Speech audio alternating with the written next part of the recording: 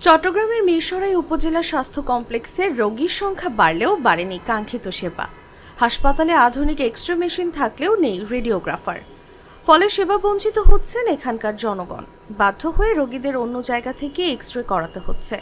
এছাড়া হাসপাতালের একমাত্র জেনারেটরটি দীর্ঘদিন নষ্ট হয়ে পড়ে আছে। ফলে বিদ্যুৎ গেলেই অন্ধকারে ঢেকে যায় পুরো হাসপাতাল।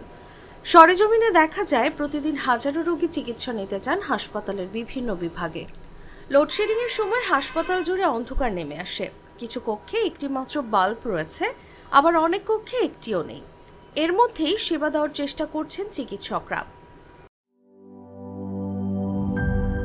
জীবনের সাথে চলে hi-fi, all time healthy life। নিশ্চিন্তে খান স্বাস্থ্যকর অল টাইম পান। All time healthy life.